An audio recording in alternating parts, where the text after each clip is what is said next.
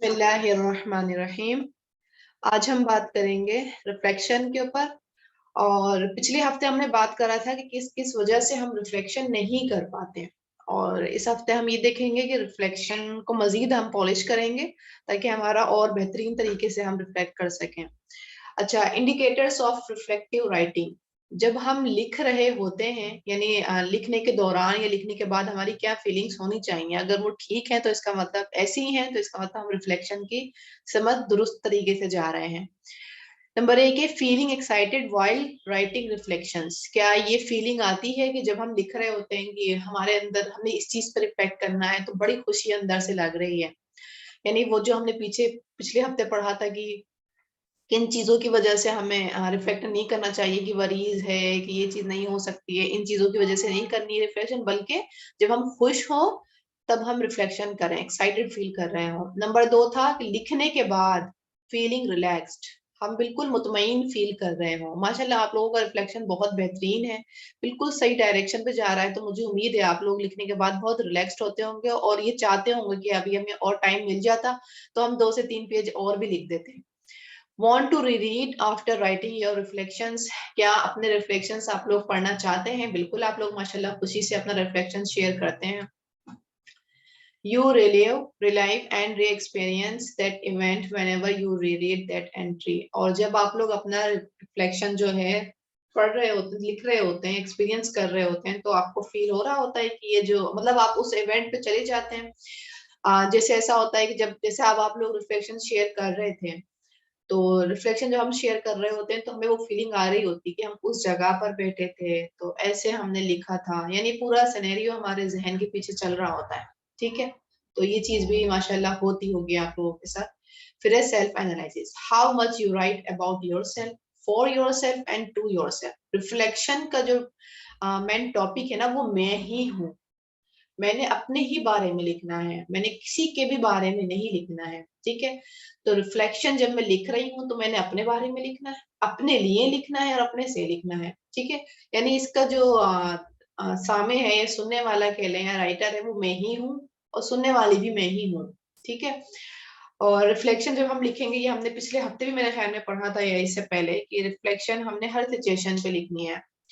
कि जब हमें कोई आगे देखते हैं इसमें, जैसे ये है रिफ्लेक्टिव राइटिंग लिखने का प्रॉपर वे जो है ना, यही होता है। आप लोग वैसे माशाल्लाह इसी सिमत पर ही हैं कि आप लोग बताते हैं कि हम आपने इस टॉपिक पर किया है और फिर उस टॉपिक को आप एक्सप्लेन करते हैं, फिर अमल के बाद भी निकालते हैं। ठीक है, तो यही चीज है कि जैसे दिन अब रिफ्लेक्शन का ये नहीं है कि ताल्लुक ही सिर्फ क्लास से ताल्लुक है, क्लास में तो सिर्फ आप लोगों की प्रैक्टिस कराई जा रही है और झिझक निकाली जा रही है, लेकिन रिफ्लेक्शन कराने का मतलब ये है कि ये भी एक इबादत है और फर्ज इबादत है। आप लोगों ने पढ़ा है ना, अफला ततज़क्करून तदब्बरून, ये वाले वर्ड आते हैं ना कि अल्लाह पाक क्या कहते हैं कि गौर फिक्र करो, तो हम गौर फिक्र कर रहे हैं।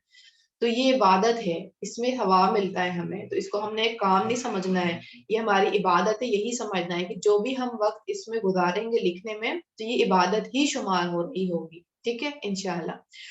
तो जैसे अब हमने कोई दिन गुजारा, हमसे कोई मिसबिहेव ही हो गया, तब हमने क्या किया, रिफ्लेक्टिव करा। उस टाइम पर फौरन से आज लिखा कि, और वहां पर लिखा, सवाल किया कि क्यों किया, क्या इसका आइडियली रिस्पॉन्स क्या होना चाहिए था। ठीक है, एक तो आपने पूरा वाक्य लिखा कि ऐसा हुआ, फिर आपने ऐसा रिस्पॉन्स किया, लेकिन आइडियली रिस्पॉन्स क्या होना चाहिए था। जब हम आइडियली रिस्पॉन्स लिखते हैं तो फिर हम उसकी तरफ बढ़ जाते हैं कि जब नेक्स्ट सिचुएशन ऐसी आती है तो हम फिर वैसे ही रिएक्ट करते हैं, यानी रिस्पॉन्स देते हैं जो हमने आइडियली रिस्पॉन्स लिखा था। ठीक है, ऐसे ही कि कोई इंसिडेंट हो जाता है, किसी ने हमसे कुछ कह दिया या कोई गलत चीज हो गई हमसे या कोई गुनाह का ही काम हो गया, लेकिन हमारा जमीर अब जो है हमें झंझोड़ रहा है कि नहीं, तुमसे नहीं करना चाहिए था। या किसी ने हमें कुछ कह दिया और हमने उस लोट को जवाब दे दिया, लेकिन जमीर अंदर से कह रहा नहीं, तुम सुन लेते तो क्या जाता, सबर कर लेते तो क्या जाता। वहां पर हमने फौरन से रिफ्लेक्शन लिखना है कि अच्छा ये सिचुएशन थी, पूरी सिचुएशन लिख ली, डेट लिखी, पूरी सिचुएशन लिखी, उसके बाद अपना रिस्पॉन्स लिखा और देन आइडियली रिस्पॉन्स लिखा कि अच्छा ये चीज ऐसे करनी थी मुझे, या मैंने ये रिस्पॉन्स क्यों किया। ठीक है, रिफ्लेक्शन का ताल्लुक जो है, बहुत बड़ा ताल्लुक जो है वो क्यों से है, मिस्टर क्यों। इसको अगर हम अपने साथ रखेंगे तो हम रिफ्लेक्टिव राइटिंग करने के लिए और मजीद गहराई में जा सकते हैं। मैं नमाज क्यों पढ़ती हूँ, मैं क्लास क्यों ले रही हूँ, मैं आरजे क्यों लिख रही हूँ, ठीक है। और इस क्यों का जो जवाब है ये अल्लाह से जाके मिलना चाहिए। ये यूं नहीं लिखना है कि मैं आरजे इसलिए लिख रही हूँ क्योंकि इसमें ये इबादत है या मुझे सुकून मिलता है या मैं अपने आप को जान पा रही, नहीं, ये अल्लाह का हुक्म है। मैं नमाज क्यों पढ़ती हूँ, क्योंकि वो बॉडी की एक्सरसाइज हो जाती है। और मैं नमाज नहीं पढ़ती तो दिल बेचैन सा रहता है, तो मैं कहती हूँ पढ़ ही लूं, दिल वहीं अटका रहता है। नहीं, नमाज में इसलिए पढ़ती हूँ क्योंकि वो फर्ज इबादत है और अल्लाह का हुक्म है, ठीक है। यानी हर काम जो है अल्लाह से जाके रिलेट करे, वहां पर जाके लिंक हो उसका, कि मैंने ये रिस्पॉन्स किया तो 3 जगह पर मैंने देखा, ठीक है। ये चीज आप लोग लिखें कि जब कोई सिचुएशन आ जाती है और आपने रिस्पॉन्स, आपने उस सिचुएशन को अब देखना है, या किसी ने आपको कोई बात बताई कि फला आपके बारे में ये जिक्र कर रहा था, तब हम क्या करते हैं, हम रिएक्ट हो जाते हैं, अच्छा ऐसे कैसे कर दिया। लेकिन उस टाइम पर क्या करना है, हमें 3 सिचुएशन पे देखना है। एक तो वो देखना है कि अच्छा ये वाला रिस्पॉन्स मेरा लोगों की निगाह में कैसा होगा, ठीक है। नंबर 2 मेरी निगाह में वो कैसा होगा। नंबर 3 वो अल्लाह की निगाह में वो रिस्पॉन्स कैसा होगा, ठीक है। तो जब हम अपना रिस्पॉन्स सेलेक्ट कर लेंगे, क्योंकि हम ना लोगों से मतलब रखेंगे ना हम अपनी जात से मतलब रखेंगे, क्योंकि हमारी जात तो खुद इसलाह की मोहताज है। हम फिर अल्लाह की जात पर रखेंगे कि अल्लाह की निगाह में ये वाला रिस्पॉन्स बेहतर है और ये वाला रिस्पॉन्स गलत था, ठीक है। तो ये हमारा बन जाएगा आइडियली रिस्पॉन्स, ठीक है। तो एक तो हमने अपने आप से क्यों जरूर करना है, कुछ भी लिखते टाइम, कुछ भी करते टाइम, या भी कोई भी सिचुएशन पे अगर आप लिख रही हैं, कोई आइडिया लिख रही हैं, तो वहां पर आप ना क्यों जरूर करेंगी। और क्यों का ताल्लुक जो है वो अल्लाह से जाके लिंक होना चाहिए। तो इसका मतलब दुरुस्त क्यों है हमारा, कि मैं रिफ्लेक्शन कर रही हूँ, मैंने ये रिस्पॉन्स, ऐसा रिस्पॉन्स मैंने क्यों किया, यहाँ पर मैं ये लिखूंगी। फिर लिखने के बाद फिर मैंने लिखा कि अल्लाह के निगाह में रिस्पॉन्स क्या है, ठीक है। तो हम अपना रिफ्लेक्शन में क्यों जरूर करेंगे। डिस्क्रिप्शन हमने लिख दिया, जैसे आप लोग बताते हैं कि ये पॉइंट आपने डिस्कस किया, एनालिसिस आप लोग करते हैं, फिर उसके बाद अपने लिए आउटकम भी लिखना है कि जब मैंने डिस्कस कर लिया, सब कुछ कर लिया, अब इसके बाद मुझे अपने लिए हासिल खुलासा क्या मिलता है। जैसे हम लोग आयत पढ़ते हैं, आयत का हम तफसीर भी पढ़ते हैं, पस मंजर भी देखते हैं, लेकिन उसके बाद फिर हम अपने लाइफ से भी लिंक करते हैं ना उसे, कि ये हमारी जिंदगी में कैसे फिट होगी। तो ऐसे ही उस पूरे आरजे को रीड करने के बाद फिर अपने लिए टू द पॉइंट अमल के बातें लिखें, कि ताकि जब कभी आप दोबारा वो अपना आरजे खोल के देखें तो आपको हासिल खुलासा भी उसमें से मिल जाए, ठीक है। तो ये हमारा हो जाता है प्रॉपर वे लिखने का। इसके बाद आता है हमारा, अच्छा रिफ्लेक्शन करने का मकसद क्या होता है हमारा। रिफ्लेक्शन करने से फायदा ये होता है हमारा कि हम तो एक तो सेल्फ अवेयरनेस हो जाते हैं, कि हम अपने बारे में, अपने एक्सपीरियंसेस के बारे में, और हमारा जो एक तनाजुर है जिंदगी को देखने का, दुनिया को देखने का, वो हमें मालूम होता है, ठीक है। उससे हम सेल्फ अवेयर हो जाते हैं। यानी आप कह लें कि खुद एहतसाबी करने का जो बेहतरीन तरीका है वो रिफ्लेक्शन है, कि कोई कमी हमारे अंदर है, मुझे बहुत गुस्सा आता है, ये मैं इस बात के ऊपर ना कंट्रोल नहीं कर पाती हूँ, तो वहां पर फौरन से मुझे रिफ्लेक्शन लिखने की जरूरत है। जब भी कभी बेचैनी फील हो, फौरन से रिफ्लेक्शन करने जाना है कि मैं इस चीज पर क्यों बेचैन हूँ, क्यों मुझे किसी की बात बुरी लगी, क्यों मुझे उसका सामान देख के इतना दिल चाहा कि मैं उससे छीन लूं और ये मेरे पास आ जाए, क्यों मेरे अंदर ये हसद वाली फीलिंग्स आई, ठीक है। यहाँ पर क्यों करके अपना पूरा आरजे लिखना है। इससे सेल्फ अवेयरनेस आएगा। सेल्फ अवेयरनेस का जो आगे सर्किल बनता है वो बनता है सेल्फ इंप्रूवमेंट की तरफ। जब हम अपने एक्सपीरियंस को क्यों करते हैं, और क्यों करने के बाद उसके ऊपर हम जब पूरा लिखते हैं, उसको एक्सप्लेन करते हैं, तब हम सेल्फ इंप्रूवमेंट की तरफ जाते हैं। और सेल्फ इंप्रूवमेंट से जो तीसरा कदम बढ़ता है, फिर बढ़ता है सेल्फ कंट्रोल की तरफ, कि जब हम ये चीजें लिख लेते हैं फिर हमें वो बात वाजे तौर पे समझ आती है कि असल में बात थी क्या, तो असल में मेरा अमल होना क्या चाहिए, ठीक है। जैसे अभी वकील के ऊपर बात हुई, और और खर्ची के ऊपर बात हुई, और रियाकारी के ऊपर बात हुई, तो आप लोगों ने गौर किया कि वकील जो है सिर्फ माल में नहीं है, बाकी और चीजों में भी वकालत होती है। आप लोगों ने गौर किया कि जब हम रियाकारी कर रहे होते हैं तो इसका लिंक अलग है, शिर्क की तरफ भी बढ़ रहा होता है, ठीक है। तो ये चीज आप लोगों ने कहाँ तक पहुंचे, आप सेल्फ इंप्रूवमेंट तक आ गए, सेल्फ अवेयर हुए, इसके बाद सेल्फ इंप्रूवमेंट का अमल आपका शुरू हो गया, कि आपको समझ आ गया कि ये चीज जो है यहाँ पे लिंक कर रही है, तो इसका मतलब ये मेरा एक्शन जो है, या ये हमारा एक्शन जो है ये गलत है।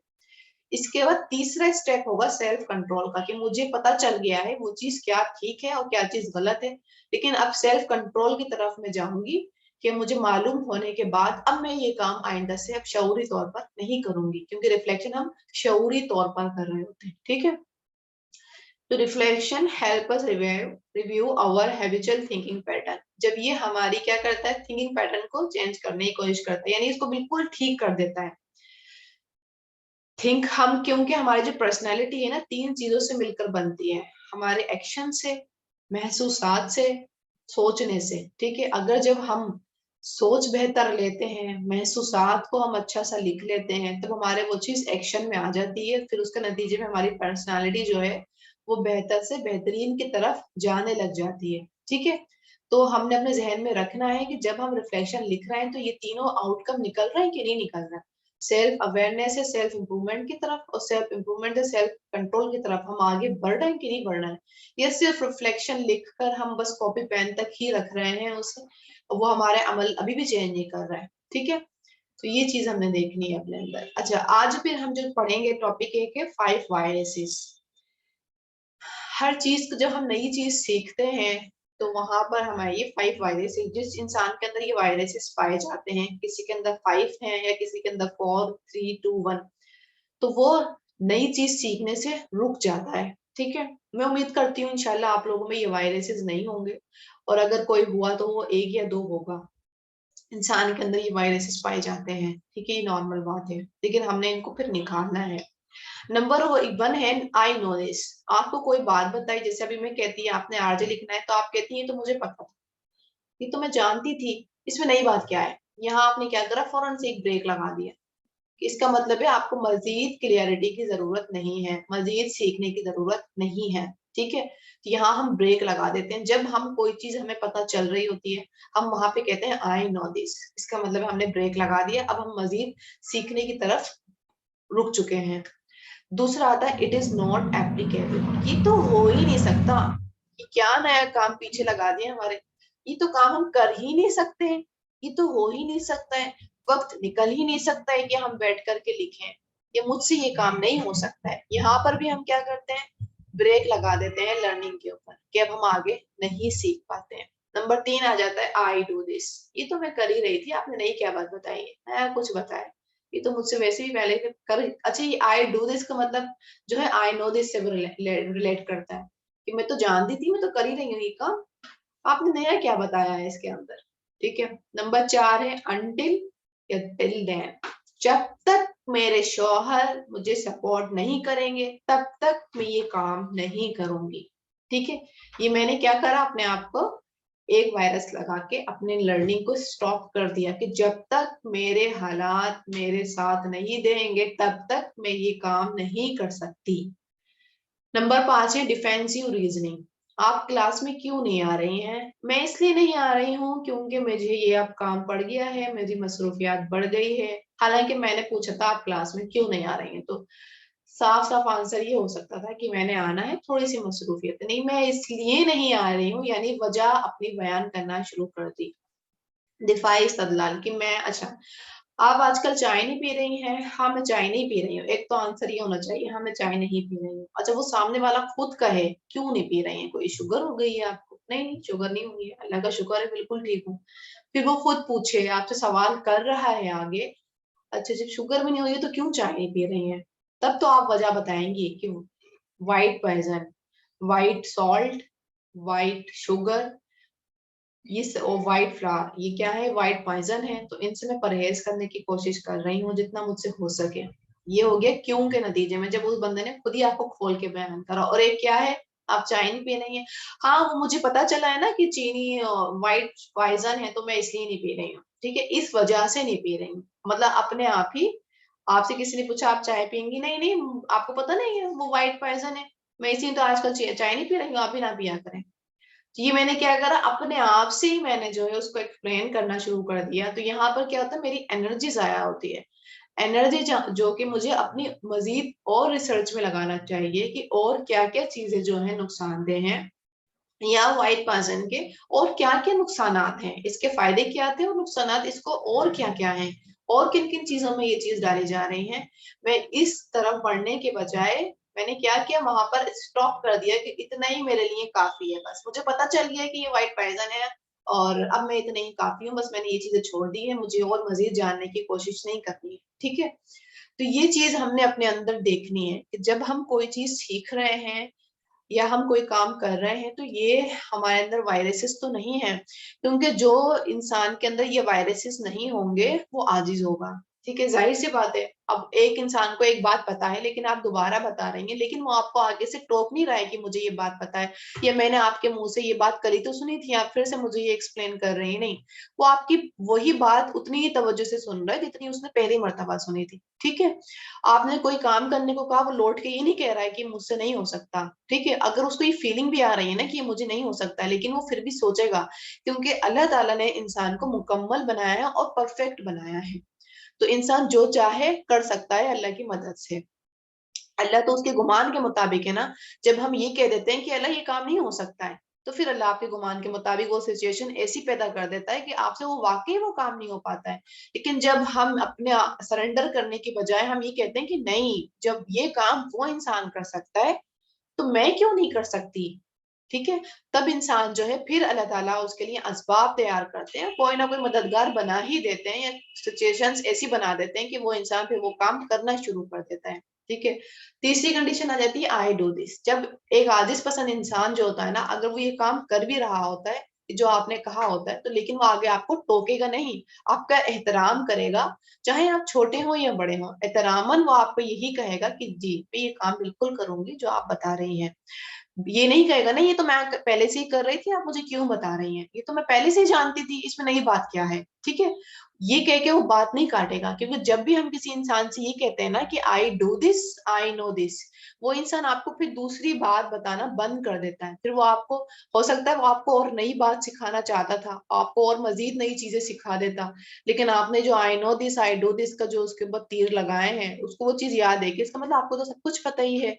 वही बेवकूफ है जो नया नया सीख रहा है, आपको तो पहले से ही सब कुछ मालूम है, तो अब उसको क्या जरूरत है अपनी एनर्जी जाया करने की आपको बता के। ठीक है, तो ये चीज जो है इस तरीके से रोकी जा सकती है। वो आजिज इंसान होगा तो उसको पता भी होगी वो बात, चाहे ये दुनिया के में भी है कि कोई आपको रेसिपी शेयर कर रहा है, भले ही आप उसमें बनाने के बाद हो सकता है आप खानदान में मशहूर को हो कि वो परफेक्ट आप चीज बनाती हैं, लेकिन दूसरा वाला इंसान आपको शौक से बता रहा है कि ना तुम ऐसी चीज डाला करो, तुम ऐसे करा करो, तो जरूरी नहीं है कि वहां पर आपने फौरन से ये कह देना है कि नहीं मैं तो ऐसे ही तो करती हूँ, उन्होंने कहा कि बिरयानी में आप ये चीज डाला करें, और हालांकि आप डालती थी वो चीज। तो नहीं, आपने पूरी बात सुनने की बजाय फौरन से बात काट दी, नहीं नहीं मैं तो मैं करती हूँ, ये तो मैं अब से, मैं तो बचपन से मैं ये काम करती हूँ, जब से मैंने ये चीज सीखी थी बनाना तभी से मैं ये शुरू करती हूँ। हमने अगर फौरन से ब्रेक डाल दिया, सामने वाले इंसान को फिर ये भी फील होता है कि इसको तो पता ही है या ये मेरी बात काट रहा है। ठीक है, तो नेगेटिव एक्सपेक्ट भी बढ़ जाता है। फिर है चौथा, अनटिल टिल देन। जब तक मेरे शौहर मेरी पढ़ाई में हेल्प नहीं करेंगे तब तक मैंने क्लासेस पंक्चुअलिटी से नहीं लेनी है।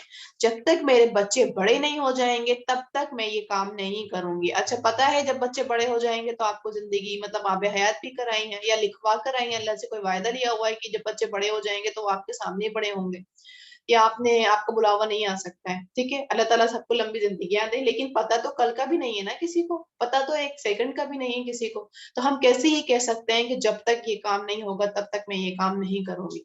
तो सोच लें, ये वाले जो वर्ड हम बोल रहे होते हैं, ये हम बोल रहे होते हैं कि जब तक ये बड़ा नहीं हो जाएगा ना तब तक ये नहीं सुधरेगा, या यही चीज हम बोल रहे होते हैं कि जब तक तब तक कह के ना हम बिला फजूल में वायरसेस लगा रहे होते हैं। ठीक है, तो इन जुमलों को भी हमने जायजा लेना है। फिर डिफेंसिव रीजनिंग, ये हम बहुत कर रहे होते हैं आमर्रा जिंदगी में। हम ये वाला जो काम जो है ना नंबर 5, ये हम बहुत ही कर रहे होते हैं। आप लोग इस पर गौर कीजिएगा, दिफाई इस्तदलाल पर, कि हम अपना दिफा जो है ना बहुत कर रहे होते हैं। अगर हम गलत काम भी करते हैं ना, कि एक टाइम की नमाज भी हमसे छूट गई, तब भी हम डिफेंसिव हो जाते हैं बहुत ज्यादा। अरे मैं तो पढ़ना चाह रही थी, वो तो बस वो आ गए तो मुझसे उठा ही नहीं गया, बस मेरी आंख ही नहीं खुली फजर में, कोई नहीं पूछ रहा था आपकी आंख खुली कि नहीं खुली फजर में, आपकी नमाज थी, आपने नहीं पढ़ी नहीं पढ़ी, किसी को क्या फर्क पड़ रहा है आपकी नमाज नहीं पढ़ने से। नहीं नहीं, आपने लेकिन एक्सप्लेन करना है ना, अपनी पाकीज़गी का पाकीज़गी बयान करनी है।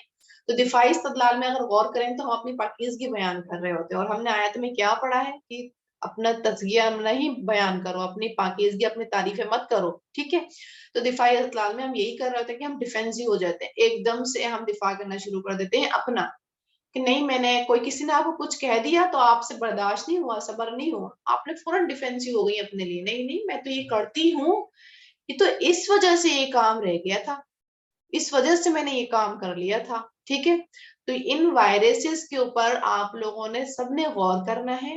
एक दो तीन चार पांच, इन चार पांचों वायरसेस पे एक एक को खोल खोल के रखना, कि ये अपनी जिंदगी में, कि अपनी जिंदगी में आप इन वर्ड्स का, ये जो जुमले हैं, कितना इस्तेमाल करती हैं, किनके सामने इसका इस्तेमाल करती हैं। और फिर इनका ये सोचिएगा कि जब हम इन जुमलों का इस्तेमाल कर रहे होते हैं तो सामने वाले के ऊपर क्या रिएक्शन होता है, सामने वाले को कैसा महसूस होता होगा। कि अगर आप मुझे अपना आरजे शेयर कर रहे हो, मैं फटाक से ही बोलूं कि तुमने नई चीज क्या गौर फिक्र करी, तो मैंने भी करी थी, तो आप फिर सोचें कि कैसा फील होगा, कि आप तो बड़ी एक्साइटेड होकर अपनी बात बताना चाह रहे थे, लेकिन मैंने फौरन से आपको ब्रेक लगा दिया, नहीं नहीं मुझे नहीं बताओ। तो ये चीज हमने देखनी है कि जब हम ये वाले जुमले बोल रहे होते हैं, चाहे बच्चों से या बड़ों से, तो उसका असर क्या होता है फिर हमारे रिश्ते के ऊपर। या ये जुमले अपने आप से भी हम अगर बोल रहे होते हैं तो हमारी जात की नशोनुमा में कितना इसका खराब असर पड़ता है, ये चीज हमने गौर करनी है। ठीक है, आज का टॉपिक हमारा यही फाइनल होता है इंशाल्लाह ताला। आप लोग इस पे बहुत काम करेंगे, ये टॉपिक, एक एक टॉपिक को आप लोग बहुत ज्यादा ज्यादा खोल के देखेंगे, जायजा लेंगे इंशाल्लाह। और रिफ्लेक्शन का तो आप लोग माशाल्लाह बेहतरीन तरीके से कर ही रहे हैं। ठीक है, हम फिर अपनी तफसीर की तरफ बढ़ते हैं।